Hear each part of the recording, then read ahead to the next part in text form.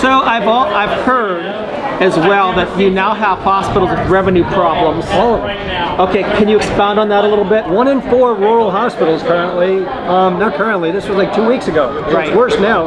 We're saying that they were looking financially at whether they were going to be able to survive this or they have to close. 1 in 4. Now we have I've heard multiple nurses, I have doctors and nurses that have friends that had said that they were closing entire floors or 2 entire floors of a hospital, that they were furloughing nurses and doctors and cutting their pay. We know a pathologist, his pay was cut 50%, cutting hours for nurses, cutting pay. So, I mean, just imagine, all their bread and butter is gone. Right. And COVID is not filling the beds. Right. What are we, you know, if they're at 15% of the COVID beds, but the rest of the hospital is empty. Right, right. So you're seeing on the news hospital workers overwhelmed, and they're famous for showing New York hospitals and the battle they're going through. The only battle they're going through is donning and doffing all this PPE, this protective personal equipment. So, I mean, this is pretty amazing, the stuff that you're saying. Governor Abbott has said that, you know, the health professionals or his medical professionals have advised him about certain things. And what I hear you saying is that you take exception with what they're telling you. Almost all of it. The thing about it is, I don't see the point in a healthcare worker who's been exposed to the virus, who has immunity, they've seen it in serology. Why are they wearing personal protective equipment? Are they doing it to protect the patient from their COVID? No, they're over it. Are they doing it to protect themselves from? No, it doesn't. They have an immunity. And so why can't Shelly here, we're outside of Salon a la Mode, why can't her and her workers get a blood test, find out they're immune already, and go back to work? Right, right. So in other words, the whole thing with what's happening with the economy in the state of Texas and throughout the country, a lot of this, from what you're telling me, is it's almost unnecessary, harmful, overreaction, not beneficial. So the problem is that a lot of people will forgive authority, much more than I will, because I'm looking at that these people are, you know, they're not just in a tough spot to make a decision. They're supposed to make a good decision. A good decision, absolutely. And so, no, I don't give them slack. And the thing is that you can look at these decisions and say, well, you know, now in 2020, we're, you know, looking in the rearview mirror. They're not making good decisions in the rearview mirror. They're not making good decisions with the information they have. They didn't make good decisions then. And I'll give you a specific example. Why, when it came down that they're going to maybe have a rush in 2 to 4 weeks, according to bad modeling. So even if you said, well, they didn't know it was bad modeling, they do now. But back then, okay, they didn't know bad modeling. People will give them benefit of the doubt. I won't, but other people will. But at that time, the logical conclusion, if truly you were interested in medicine and science, and not some political or some other reason, and not to, you know, to jettison the economy. You know, if your goal was to tank the economy, what they did made sense. But if your goal was about health and science and medicine, why would you, see if you could answer this question, why would you say we're going to not have elective procedures effective immediately, because in 4 weeks we might have a problem? Why would you not say we are going to rush elective procedures? What kind of a nitwit makes that kind of a decision? That is unforgivable. So with that, we have to ask ourselves, this is not being done for medical reasons, this is not being done for scientific reasons. Why is it being done?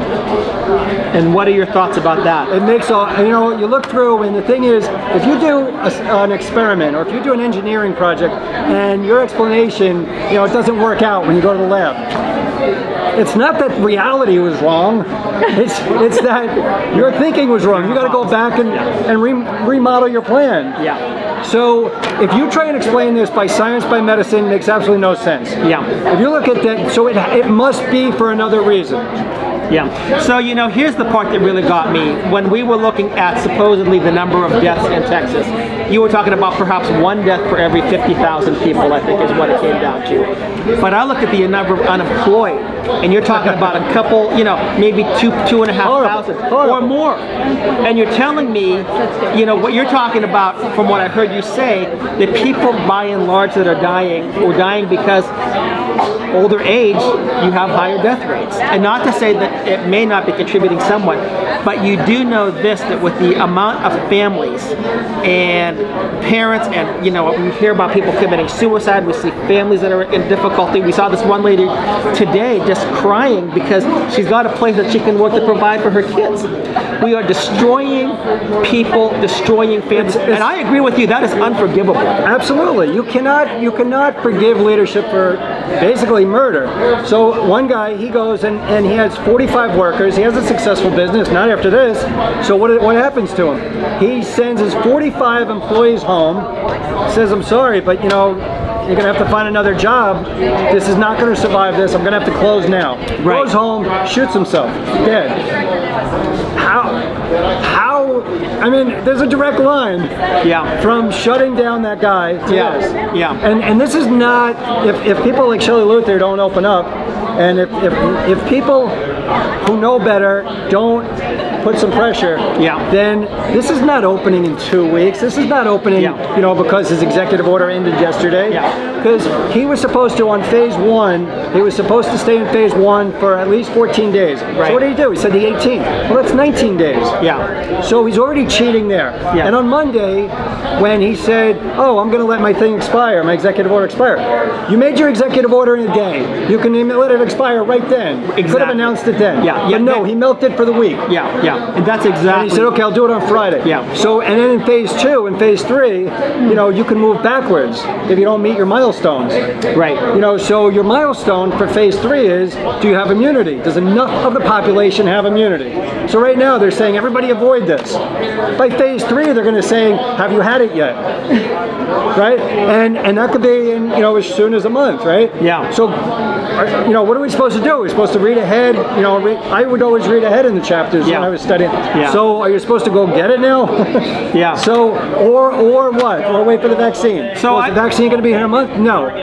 Minimum, even Fauci optimistically was saying, what, January maybe? It's not going to be here in January. But what I think is this, is that, and I'm glad to see the uprising, because we have for too long had a model in which the governing overlords are the ones who dictate our freedoms, dictate our rights, and yet if you look at our Constitution, whether it be federal or Texas, they are to rule by the consent of the governed.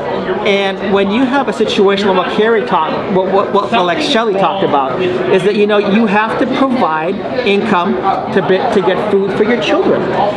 Life, liberty, and property. As a Christian as well, I say, okay, you know what? The Scripture tells me that it's my obligation to take care of my household, and if I don't, I'm worse than an unbeliever. So I have a God-given obligation, which means I have the right to work. Every citizen in the United States, every citizen has the right to work. And what they are doing is they are destroying the right to work in the name of safety. They are destroying families in the name of safety. No, it's not. And actually what they're doing is just the opposite. So, I mean, I've been watching the stuff that's going on, and I think, you know what? It's good to have a healthy bit of resistance, we'll put it that way. Absolutely. And I hope that the resistance becomes widespread, and that's why I'm thankful. You know, I only live a couple of miles away from here, and when I saw that Shelley was going to do this, I'm like, I'm getting down there.